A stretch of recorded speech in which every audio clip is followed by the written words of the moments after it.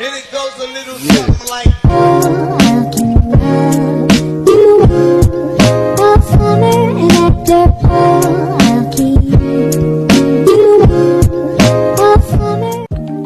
Assalamualaikum warahmatullahi wabarakatuh. Bagaimana kabar kalian? Alhamdulillah, semoga kita diberi kesehatan jasmani maupun rohani sehingga kita semua dapat mengikuti pembelajaran mata kuliah pengetahuan lingkungan pada pagi hari ini. Baik, kami dari kelompok 2 izin mempresentasikan hasil diskusi kami tentang dinamika populasi dan solusi terhadap kepadatan penduduk. Sebelum menuju ke pembahasan, izinkan saya sebagai moderator memperkenalkan anggota kelompok 2. Anggota kelompok 2 yang pertama yaitu Nikmatur Rohmah dengan nomor induk mahasiswa 126208201033. Anggota yang kedua yaitu Risma Dwi Suratno Ningtyas dengan nomor induk mahasiswa 126208201036. Dan yang ketiga yaitu Betty Zaumar Maidah dengan nomor induk mahasiswa 1262008203110. Dan yang terakhir yaitu Karison Alifian Agil Al-Hakim dengan nomor induk mahasiswa 1262008203111. Pada pembahasan dinamika populasi dan solusi terhadap kepadatan penduduk, subbab-subbab yang akan kami presentasikan yaitu 1. Pertumbuhan populasi dan faktor penyebabnya. Yang kedua, kondisi dan kecenderungan pertumbuhan populasi manusia. Yang ketiga, hubungan kepadatan penduduk dengan kondisi lingkungan. Yang keempat, manusia dan degradasi alam. Dan yang terakhir yaitu solusi atas kepadatan penduduk. Baik, langsung saja menuju subbab yang pertama yaitu pertumbuhan populasi dan faktor penyebabnya yang akan disampaikan oleh Saudari Nikmatur Rohmah. Kepadanya dipersilakan. Poin pertama yang akan dibahas mengenai pertumbuhan populasi dan faktor penyebabnya. Pengertian populasi. Kata populasi berasal dari bahasa Latin yaitu populus yang memiliki arti penduduk. Penduduk merupakan kumpulan individu yang bertempat tinggal di suatu daerah dan tercatat secara administrasi.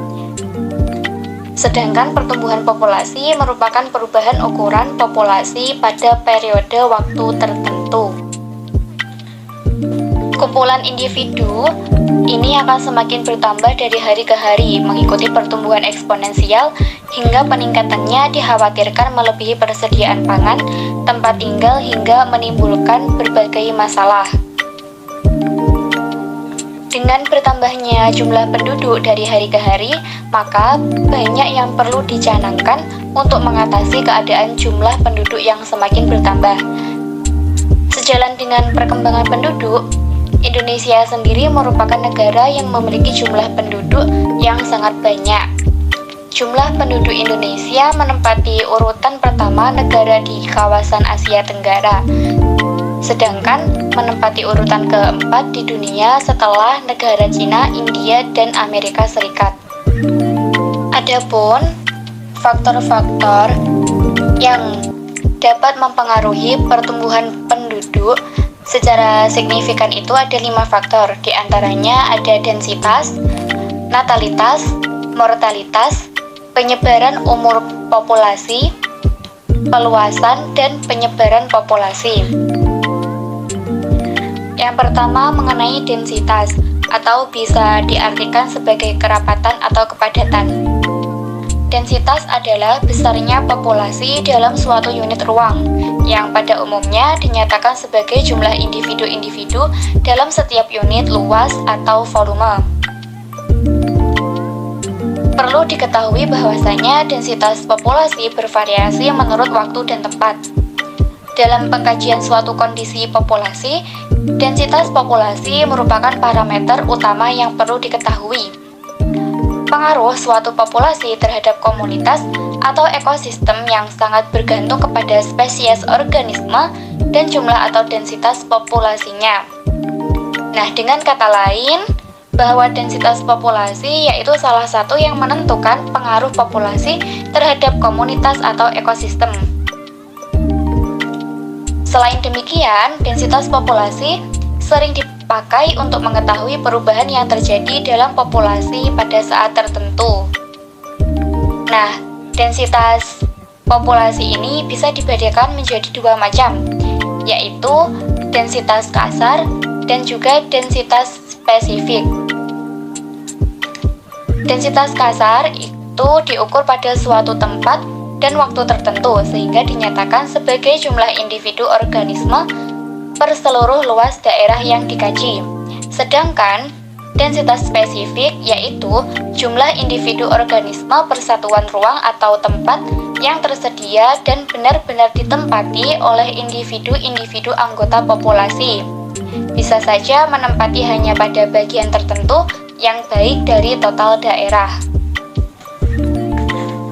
Yang kedua adalah natalitas atau angka kelahiran.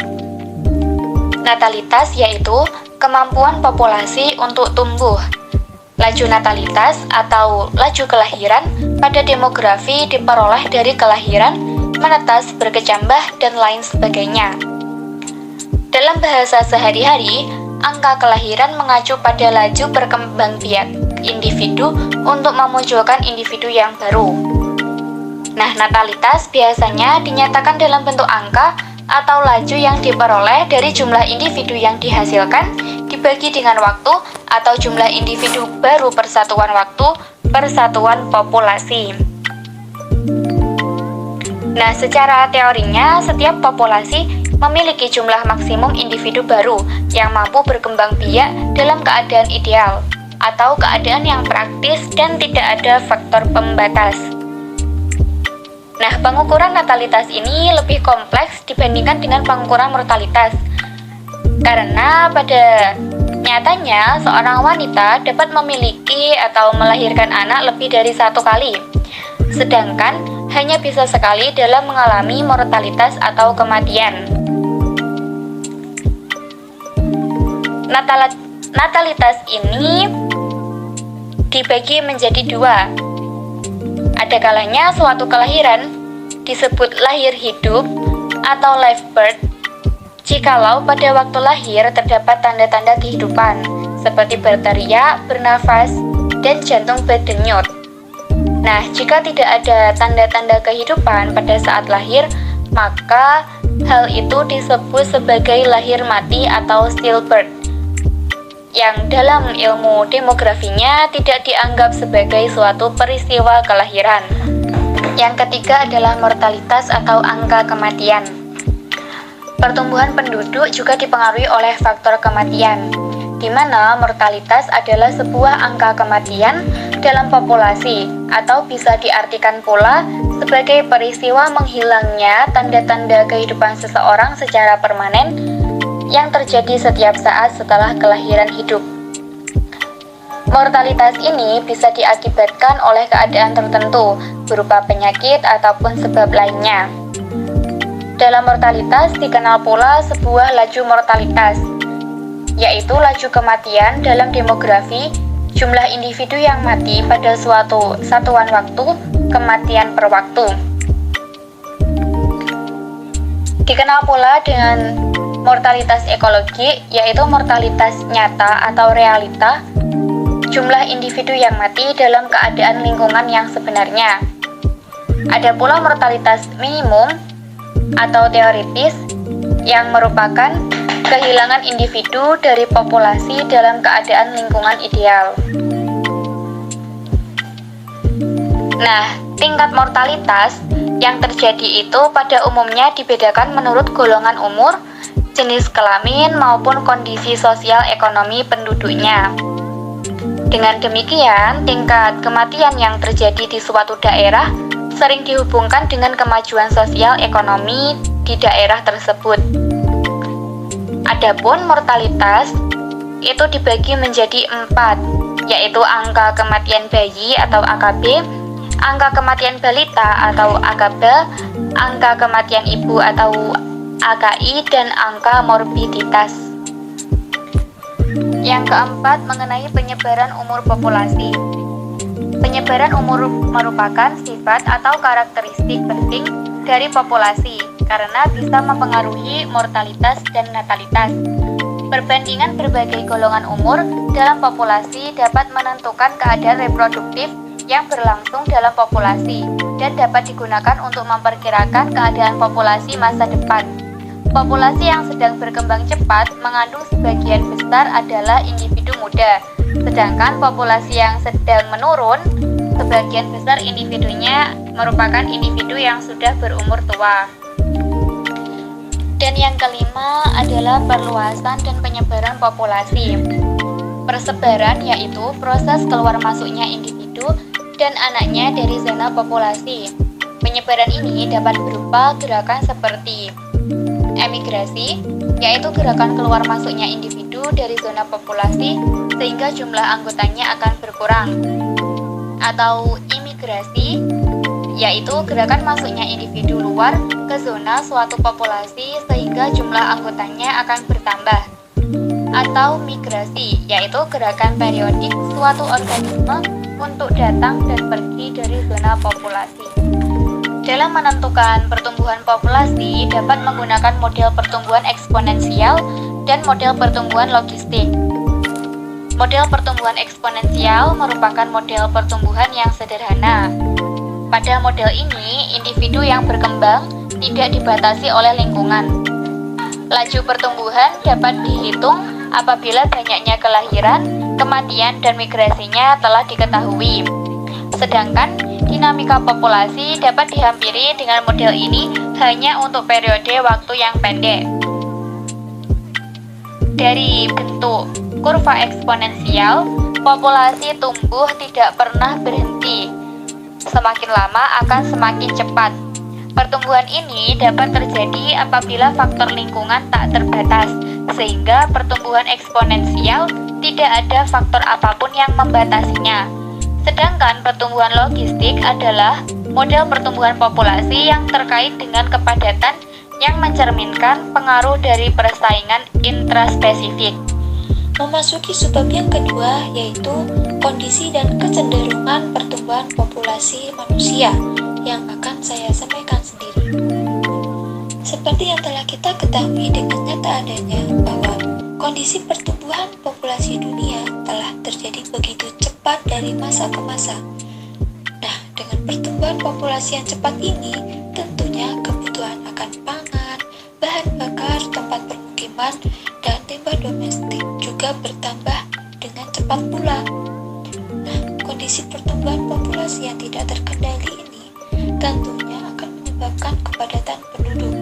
Hal ini merupakan fenomena yang terjadi dan yang sedang kita alami saat ini. Indonesia merupakan salah satu negara berkembang yang mengalami peningkatan atau pertumbuhan populasi penduduk yang dianggap cukup signifikan. Pertumbuhan populasi penduduk yang tinggi dapat menyebabkan ledakan penduduk. Nah, hal ini akan sangat mempengaruhi kualitas kelestarian dan keseimbangan lingkungan dalam suatu wilayah. Oleh karena itu, masyarakat sebagai aspek kependudukan berperan penting dalam menentukan kualitas lingkungan. Lingkungan dapat dikategorikan menjadi 3, yaitu yang pertama lingkungan fisik. Lingkungan fisik di sini meliputi tanah, air, udara, serta interaksi di antara unsur-unsur tersebut. Yang kedua yaitu lingkungan biologis, yang termasuk lingkungan biologis di sini adalah semua organisme hidup, baik binatang, tumbuh-tumbuhan maupun mikroorganisme. Dan yang terakhir yaitu lingkungan sosial. Lingkungan sosial meliputi semua interaksi manusia dengan sesamanya. Nah, lingkungan fisik, lingkungan biologis, lingkungan sosial merupakan kesatuan sistem yang tidak dapat saling dipisahkan. Ketika lingkungan tersebut berinteraksi satu sama lain menurut hukum-hukum keseimbangan sistem lingkungan atau biasa disebut dengan hukum alam.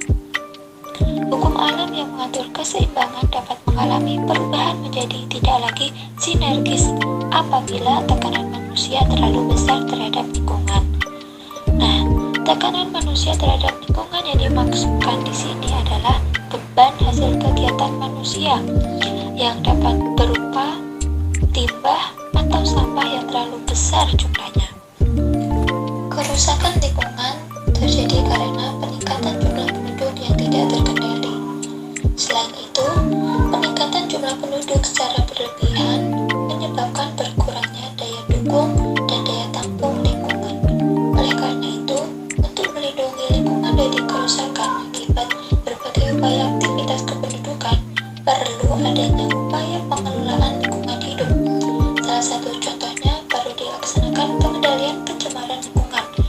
Tujuan adanya program ini ialah peningkat pengendalian pencemaran lingkungan baik secara langsung maupun tidak langsung, terutama pencemaran udara, limbah padat, limbah cair, dan limbah bahan beracun dan berbahaya. Adapun upaya yang dapat dilakukan untuk mengubah perilaku manusia sebagai perusak lingkungan ialah dengan memberikan prinsip dasar etika lingkungan, terutama bertumbuh pada dua unsur pokok dari teori biosentrisme dan ekosentrisme. Kedua unsur pokok ini dapat mewarnai hampir seluruh prinsip etika. Nah, prinsip etika itu adalah yang pertama, respect for nature, atau sikap hormat terhadap alam. Yang dimaksudkan di sini adalah kita itu bisa mengakui bahwa alam semesta perlu dihormati karena manusia adalah bagian dari alam dan karena alam punya nilai pada dirinya sendiri. Nah, yang kedua yaitu moral responsibility for nature. Yang dimaksud yaitu prinsip tanggung jawab, karena secara ontologisme manusia adalah bagian integral dari alam. Dan yang ketiga yaitu solidaritas kosmis. Nah, yang dimaksud adalah manusia bagian integral dari alam, karenanya harus memiliki rasa sepenanggungan dengan makhluk hidup lainnya. Dan yang keempat yaitu prinsip kasih sayang dan kepedulian terhadap alam, atau caring for nature. Manusia digugah untuk menyayangi, mencintai, dan peduli terhadap lingkungan. Dan yang kelima yaitu no harm, merugikan alam secara tidak perlu. Dan yang keenam yaitu prinsip hidup sederhana. Nah, dalam hal ini manusia wajib melindungi kehidupan di alam semesta ini. Yang ketujuh yaitu prinsip hidup sederhana dan selaras dengan alam. Yang selanjutnya yang kedelapan, prinsip keadilan, dan yang terakhir yaitu integritas. Memasuki sebab yang ketiga yaitu hubungan kepadatan penduduk dengan kondisi lingkungan yang akan disampaikan oleh Mbak Risma. Kepadanya dipersilahkan. Perkenalkan, saya Risma Dwi Suraretmoning Tias. Di sini saya akan melanjutkan penjelasan subbab poin ketiga, yaitu tentang hubungan kepadatan penduduk dengan kondisi lingkungan. Hubungan antara manusia dengan lingkungan tidak dapat dipisahkan satu sama lain. Keduanya saling membutuhkan dan saling ketergantungan. Manusia mempengaruhi lingkungan sekitarnya, dan sebaliknya manusia juga dipengaruhi oleh lingkungan sekitarnya. Faktor yang sangat penting dalam permasalahan lingkungan ialah besarnya populasi manusia. Dengan pertumbuhan populasi manusia yang semakin cepat, kebutuhan akan pangan, bahan bakar, tempat pemukiman, dan lain kebutuhan serta limbah domestik juga bertambah dengan cepat. Dampak semakin meningkatnya populasi manusia terhadap lingkungan akan mengakibatkan perubahan yang sangat besar dalam lingkungan hidup. Penurunan kualitas lingkungan hidup muncul sebagai dampak dari ketidakselarasan antara kebutuhan manusia dengan sumber daya alam sebagai pemuasnya. Akibatnya, lingkungan hidup sering mengalami berbagai permasalahan, baik itu lingkungan biotik maupun abiotiknya. Pertumbuhan, perkembangan, dan perilaku manusia tidak selalu serasi dengan lingkungannya, tidak jarang menimbulkan masalah. Kepadatan manusia merupakan salah satu penyebab terjadinya kerusakan lingkungan. Kepadatan penduduk merupakan perbandingan antara jumlah penduduk dengan luas wilayah yang ditempati. Masalah kepadatan penduduk Indonesia adalah persebarannya yang tidak merata di seluruh daerah. Ada wilayah yang sangat padat dan ada juga wilayah yang jarang penduduknya. Persebaran penduduk yang tidak merata ini menyebabkan pada daerah yang jarang penduduknya kekayaan sumber daya alam yang terkandung di dalamnya menjadi kurang dimanfaatkan karena kekurangan sumber daya manusia untuk mengelolanya. Sebaliknya, pada daerah yang sangat padat penduduknya terjadi kelebihan sumber daya manusia sehingga terjadi pengangguran, pemukiman kumuh, dan kemiskinan. Hal ini disebabkan sumber daya alam di dalamnya tidak dapat lagi mendukung kehidupan penduduknya yang sudah melebihi kapasitas daya dukungnya. Nah, daya dukung lingkungan sendiri merupakan jumlah populasi organisme yang kehidupannya dapat didukung oleh suatu kawasan atau ekosistem. Pelestarian daya dukung lingkungan sangat penting. Hal ini sebagai upaya untuk melindungi kemampuan lingkungan hidup terhadap tekanan perubahan dan dampak negatif yang ditimbulkan oleh suatu kegiatan agar tetap mampu mendukung kehidupan manusia dan makhluk hidup lainnya. Kepadatan penduduk menimbulkan beberapa dampak bagi komponen lingkungan. Berikut komponen lingkungan yang terkena dampak negatif atau positif akibat adanya kepadatan penduduk yang perlu dikelola dan dirumuskan upaya penanggulangannya sebagai berikut. Yang pertama, berkurangnya ketersediaan lahan dan ruang terbuka hijau. Yang kedua, kebutuhan udara bersih dan pencemaran udara. Yang ketiga, manajemen keterpaduan kawasan daerah aliran sungai. Yang keempat, ketersediaan air bersih dan pencemaran air. Yang kelima, bencana banjir. Dan yang keenam, penumpukan sampah dan limbah rumah tangga. Yang pertama, berkurangnya ketersediaan lahan dan ruang terbuka hijau. Ruang terbuka hijau merupakan sarana dan prasarana fasilitas umum yang sengaja dibangun oleh pemerintah daerah untuk menambah akses kepada masyarakat. Penting untuk disediakan di dalam suatu kawasan karena dapat memberikan dampak positif berupa peningkatan kualitas lingkungan sekitarnya dan menjadi pertimbangan penting dalam menentukan tata guna lahan di suatu kota. Jenis dan sumber dampak penting dari ketersediaan lahan dan ruang terbuka hijau. Akibat dari kepadatan penduduk, maka jenis dampak penting yang perlu dikelola adalah lahan yang digunakan sebagai ruang terbuka hijau. Kemudian sumber dampaknya adalah kegiatan yang dilakukan dalam pembangunan ruang terbuka hijau. Dampak positif dari ketersediaan lahan dan ruang terbuka hijau yaitu sebagai paru-paru kota, sebagai jalur hijau untuk menyerap karbon dan menghasilkan oksigen, serta penyerap dan menyimpan cadangan air tanah. Kemudian dampak negatif berkurangnya ruang terbuka hijau, mengurangi penyerapan karbon dioksida dari polusi udara dan pemanasan permukaan bumi, serta mengurangi daerah penyerapan dan penyimpanan cadangan air tanah. Kemudian rencana pengelolaan dan pengawasan ketersediaan lahan dan ruang terbuka hijau dengan cara membuat regulasi tentang penggunaan atau pemanfaatan ruang terbuka hijau, serta melakukan sosialisasi dan pendekatan sosial di masyarakat tentang fungsi ruang terbuka hijau. Kedua yaitu kebutuhan udara bersih dan pencemaran udara. Setiap makhluk hidup membutuhkan oksigen untuk bernapas. Demikian pula manusia sebagai makhluk hidup juga membutuhkan oksigen untuk kehidupannya. Manusia memperoleh oksigen yang dibutuhkan melalui udara bersih, yaitu udara yang tidak tercemar dan terjaga dengan baik. Jenis dan sumber dampak penting dari kebutuhan udara bersih.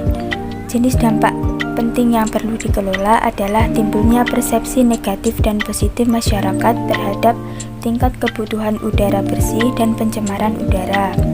Sumber dampaknya adalah kebutuhan udara dan penyebab terjadinya pencemaran udara. Dampak positif dari udara yang bersih yaitu lingkungan akan menjadi sehat dan tidak akan menimbulkan penyakit pada paru-paru. Dampak negatif dari pencemaran udara yaitu menimbulkan penyakit dan gangguan pada saluran pernapasan, serta memberikan rasa tidak nyaman bagi lingkungan sekitar. Kemudian rencana pengelolaan dan pengawasan kebutuhan udara bersih dan pencemaran udara dengan cara melakukan pengukuran kualitas udara minimal setiap 3 bulan. Kemudian membuat program penanaman pohon di lingkungan untuk menyerap karbon atau jenis pencemar lainnya. Yang ketiga yaitu manajemen keterpaduan kawasan daerah aliran sungai. Daerah aliran sungai merupakan satu kesatuan yang membentuk dan berpengaruh terhadap tatanan suatu lingkungan. Manajemen daerah aliran sungai lebih ditekankan pada pengelolaan kawasan hulu dan hilir daerah aliran sungai. Kawasan hulu identik dengan kawasan hutan, sedangkan kawasan hilir identik dengan muara sungai. Meningkatnya jumlah penduduk akan diiringi pula dengan meningkatnya penggunaan sumber alam hayati. Salah satu penyebab rusaknya kawasan hulu dan hilir daerah aliran sungai adalah faktor kepentingan manusia pada lahan. Jenis dan sumber dampak penting dari manajemen keterpaduan kawasan daerah aliran sungai. Jenis dampak yang perlu dikelola adalah timbulnya persepsi negatif dan positif masyarakat terhadap penggunaan lahan yang tidak sesuai fungsinya. Sedangkan sumber dampaknya adalah penggunaan lahan oleh pemerintah dan masyarakat terhadap kawasan daerah aliran sungai. Dampak positif yang ditimbulkan dari manajemen keterpaduan kawasan daerah aliran sungai yaitu penggunaan lahan akan jelas sesuai dengan fungsi dan manfaatnya. Kemudian ekosistem aliran sungai akan bersih dan terjaga dari kawasan hulu hingga kawasan hilir. Dampak negatif daerah aliran sungai yang tidak dikelola akan menyebabkan banjir karena kapasitas sungai yang tidak mampu menampung debit air hujan, kemudian menimbulkan gangguan ekosistem sungai.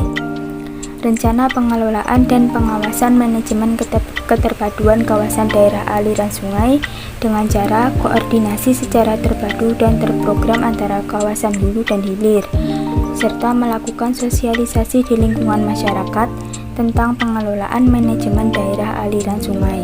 Keempat, ketersediaan air bersih dan pencemaran air. Air merupakan kebutuhan mutlak makhluk hidup. Air bersih digunakan untuk kebutuhan penduduk atau rumah tangga sehari-hari.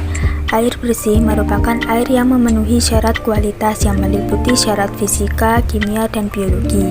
Syarat kimia yaitu air yang tidak mengandung zat-zat kimia yang membahayakan kesehatan manusia. Syarat fisika yaitu air tetap jernih, tidak berasa dan tidak berbau. Kemudian syarat biologi yaitu air tidak mengandung mikroorganisme atau kuman-kuman penyakit. Jenis dan sumber dampak penting dari ketersediaan air bersih. Jenis dampak penting yang perlu dikelola adalah timbulnya persepsi negatif dan positif masyarakat terhadap tingkat konsumsi dan pencemaran pada sumber air. Sumber dampaknya adalah ketersediaan air bersih dan penyebab pencemaran air. Dampak positif yang ditimbulkan yaitu ketersediaan kebutuhan air akan tercukupi. Kemudian kebutuhan air dalam tubuh manusia akan terpenuhi. Dampak negatif dari pencemaran air dapat menimbulkan penyakit. Kehidupan manusia akan terganggu dan terancam, serta siklus hidrologi akan terganggu. Kemudian rencana pengelolaan dan pengawasan ketersediaan air bersih yaitu dengan cara menindak tegas terhadap masyarakat atau perusahaan yang melakukan pencemaran terhadap sumber air bersih, serta melakukan pengukuran terhadap kualitas air bersih. Yang kelima, bencana banjir. Jumlah penduduk yang sangat besar dapat memberikan berbagai dampak pada daya dukung dan daya tampung lingkungan. Daya tampung lingkungan adalah kemampuan lingkungan untuk menampung dan menyerap zat energi atau komponen lain yang masuk atau dimasukkan di dalamnya. Kepadatan penduduk sering berdampak negatif terhadap sistem drainase. Penduduk kota menggunakan drainase tidak sesuai peruntukannya. Drainase sering menjadi tempat pembuangan sampah. Akibatnya aliran air tersumbat dan sebagai biang jentik nyamuk. Di beberapa badan jalan menutup drainase atau perluasan pekarangan oleh perumahan penduduk. Saat musim hujan, drainase tersebut akan meluap sehingga banjir tidak dapat dihindari.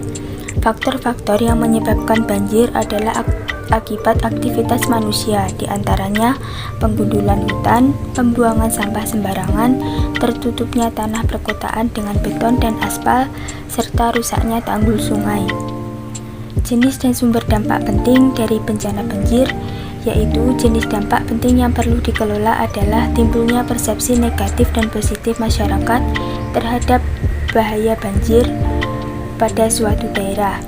Sumber dampaknya adalah kelebihan kapasitas air yang tidak tertampung di badan sungai. Dampak positif yang ditimbulkan yaitu dapat diketahui kawasan yang memiliki sistem drainase yang kurang baik. Dampak negatif banjir yaitu kerugian material atau ekonomi masyarakat, terganggunya kehidupan sosial, serta menimbulkan penyakit dan gangguan kesehatan lainnya. Rencana pengelolaan dan pengawasan bencana banjir dengan melakukan penghijauan dan reboisasi di kawasan hutan atau hulu aliran sungai, serta mengatur tatanan dan perbaikan sistem drainase wilayah. Yang keenam, penumpukan sampah dan limbah rumah tangga. Masalah sampah sering diakibatkan oleh aktivitas penduduk. Oleh karena itu, penumpukan atau kelebihan sampah sering ditentukan oleh jumlah kepadatan penduduk di suatu wilayah. Peningkatan jumlah penduduk akan mempengaruhi jumlah atau volume sampah. Maka jenis dampak yang perlu dikelola adalah timbulnya persepsi negatif dan positif masyarakat terhadap masalah sampah. Sedangkan sumber dampaknya adalah menumpuknya sampah akibat aktivitas masyarakat. Dampak positif yang ditimbulkan yaitu sampah dapat didaur ulang melalui kegiatan sosial di masyarakat, serta memberikan lapangan pekerjaan bagi masyarakat tertentu. Dampak negatif dari penumpukan sampah yaitu menimbulkan bau sehingga berpengaruh terhadap kualitas udara, serta menimbulkan penyakit menular. Rencana pengelolaan dan pengawasan penumpukan sampah dan limbah rumah tangga dengan menyediakan fasilitas tempat sampah di tempat umum, serta menindak tegas terhadap masyarakat atau perusahaan yang membuang sampah sembarangan. Subbab keempat, manusia dan degradasi alam. Manusia dan lingkungan merupakan dua kata yang tidak dapat dipisahkan. Keduanya saling mempengaruhi. Pengaruh alam terhadap manusia lebih bersifat pasif, sedangkan pengaruh manusia terhadap alam lebih bersifat aktif. Setiap manusia mempunyai berbagai macam kebutuhan, mulai dari kebutuhan pokok sampai pada kebutuhan pelengkap. Sedangkan semua kebutuhan yang diperlukan oleh manusia sangat banyak dan tidak terbatas. Sementara itu, kebutuhan yang diperlukan akan terpenuhi jika cadangan sumber daya alam masih mampu dan mencukupi. Namun, jika jumlah manusia melewati batas, maka akan terjadi krisis sumber daya alam. Dengan pertumbuhan manusia yang semakin cepat, maka akan membawa akibat kepada tekanan yang kuat terhadap sumber daya alam. Pertumbuhan populasi yang cepat, khususnya di negara berkembang secara bersamaan, akan meningkatkan degradasi terhadap lingkungan. Degradasi alam atau degradasi lingkungan merupakan runtutan peristiwa dari penurunan mutu lingkungan atau penurunan kemampuan daya dukung lingkungan yang diakibatkan oleh manusia maupun yang diakibatkan oleh alam. Degradasi lingkungan pada dasarnya disebabkan oleh adanya intervensi atau campur tangan manusia yang berlebihan terhadap keberadaan lingkungan secara alamiah. Penyebab degradasi alam yang pertama yaitu faktor alam. Faktor alam umumnya disebabkan oleh bencana alam seperti gunung meletus, tsunami, angin puting beliung, dan gempa bumi. Penyebab degradasi alam yang kedua yaitu faktor manusia. Faktor manusia disebabkan oleh keserakahan manusia dalam memanfaatkan alam dengan tidak memperhatikan dampak yang akan ditimbulkan. Contoh kegiatan manusia yang dapat menyebabkan degradasi alam yaitu penebangan liar, eksploitasi bahan tambang, kebakaran hutan, dan pengeboman ikan. Memasuki subbab yang terakhir yaitu solusi atas kepadatan penduduk yang akan disampaikan oleh Karison. Kepadanya dipersilahkan. Baik, terima kasih. Di sini saya akan menjelaskan tentang solusi atas kepadatan penduduk. Yang pertama adalah menggalakkan program transmigrasi. Salah satu program mengatasi kepadatan penduduk tanpa menekan pertumbuhan penduduk adalah dengan menggalakkan program transmigrasi. Transmigrasi merupakan program penduduk dari wilayah yang banyak atau padat penduduknya ke wilayah yang masih jarang penduduknya. Transmigrasi ini akan mendorong terjadinya pemekaran atau pemerataan penduduk jika penduduknya sudah merata. Maka hal ini akan mendorong terjadinya pemerataan pembangunan. Program transmigrasi akan mengurangi kepadatan penduduk di daerah yang padat dan akan dialihkan ke wilayah-wilayah Indonesia yang penduduknya belum terlalu padat. Yang kedua adalah pemerataan lapangan kerja.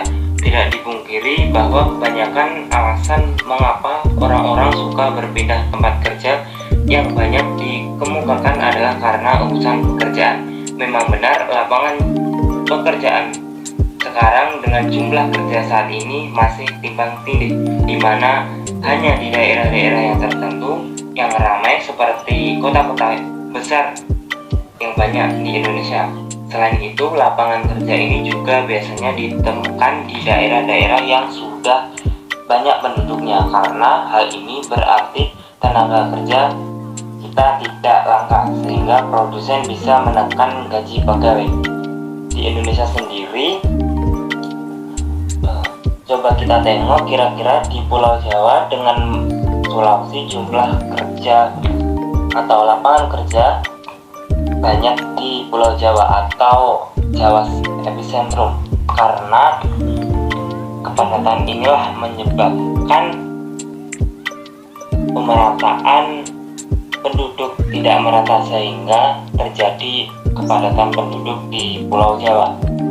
Yang ketiga adalah menekan pertumbuhan penduduk dengan program keluarga berencana. Salah satu cara yang cukup efektif sebagai solusi untuk mengatasi kepadatan penduduk adalah dengan mencanangkan program keluarga berencana atau KB. Keluarga berencana merupakan program pemerintah bagi rakyat Indonesia untuk membatasi jumlah anak, di mana dalam satu keluarga cukup memiliki 2 orang anak saja. Dalam program KB, ibu-ibu rumah tangga diberikan cara-cara khusus agar tidak hamil.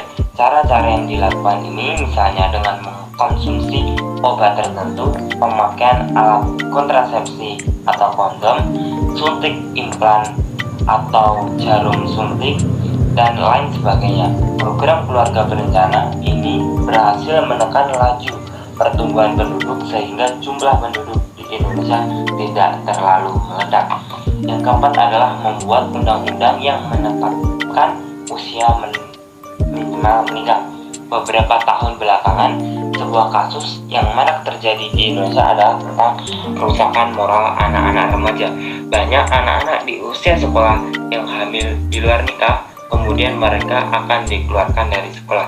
Hal ini tidak hanya terjadi pada 1-2 orang saja, namun hampir di setiap negara mengalami kasus seperti ini. Tidak hanya berdampak pada masa depan para pelajar saja, namun dalam jangka panjang, hal ini juga akan berdampak pada jumlah penduduk yang ada di Indonesia. Coba bayangkan anak seusia SMP sudah memiliki anak. Yang kelima adalah membatasi tunjangan anak bagi pegawai negeri sipil dan ABRI hingga anak kedua. Salah satu yang menyebabkan orang tidak mempermasalahkan jumlah anak adalah karena mendapatkan tunjangan dari pemerintah maupun swasta. Tunjangan itu didapatkan bersamaan dengan gaji yang didapatkan setiap bulan. Oleh karena itulah, berbagai cara dilakukan pemerintah untuk menekan pertumbuhan penduduk, salah satunya dengan membatasi tunjangan anak hanya pada anak kedua saja. Hal ini seperti program keluarga berencana yang menganjurkan setiap keluarga memiliki 2 orang anak. Dengan membatasi tunjangan anak, maka seseorang pasti akan berpikir ulang untuk memiliki banyak anak. Mengingat biaya hidup sudah semakin mahal, terlebih biaya pendidikan yang juga semakin mahal. Namun, program ini sulit berlaku di daerah-daerah pedesaan karena beberapa hal. Pertama, karena di desa tidak banyak yang menjadi pegawai negeri sipil, dan kedua karena orang desa memiliki pemikiran atau perspektif banyak anak banyak rezeki. Namun di daerah perkotaan hal ini bisa membantu mengurangi kepadatan penduduk. Yang keenam adalah memberlakukan tarif tinggi bagi para imigran. Para turis asing ini tidak hanya melakukan perjalanan 1 hari atau pulang pergi dalam 1 hari dari negaranya kemudian ke Indonesia dan kembali lagi ke negaranya. Para wisatawan tersebut akan menetap di Indonesia meski hanya untuk sementara waktu. Hal-hal semacam inilah yang menambah kepadatan penduduk yang ada di Indonesia. Kita menyebut kegiatan orang asing yang masuk ke Indonesia sebagai suatu aktivitas migrasi yang disebut dengan imigrasi. Pelaku dari imigrasi ini disebut dengan imigran. Biasanya ketika imigran masuk ke Indonesia, maka mereka akan mengurusi berbagai macam dokumen administrasi beserta dengan biayanya. Salah satu upaya mengurangi kepadatan penduduk dari segi warga negara asing adalah kenaikan tarif biaya administrasi. Hal ini mungkin akan memberikan dampak baik besar maupun tidak besar. Yang ketujuh adalah menyebarluaskan pendidikan kependudukan ke berbagai jenjang pendidikan. Masalah kepadatan penduduk ini merupakan masalah yang serius, bukan hanya PR untuk pemerintah saja, namun juga untuk rakyat atau masyarakat. Seharusnya kesadaran akan dampak negatif dari kepadatan penduduk juga harus disadari oleh masyarakat, karena masyarakatlah penyebab utama dari kepadatan penduduk. Maka dari itulah penting juga untuk memberitahu masyarakat mengenai hal ini. Salah satu caranya dengan melakukan sosialisasi, menyebarluaskan pendidikan kependudukan ke berbagai jenjang pendidikan. Apabila sosialisasi rutin dilakukan, maka hal ini akan sangat membantu menyadarkan masyarakat. Kemudian hal ini akan menjadi penekan dari angka pertumbuhan penduduk, sehingga apabila masyarakatnya sendiri sudah sadar akan bahaya atau dampak dari kepadatan penduduk, masyarakat akan bisa menahan diri untuk lebih sedikit anak. Yang kedelapan adalah mempermudah serta meningkatkan pelayanan dalam bidang pendidikan.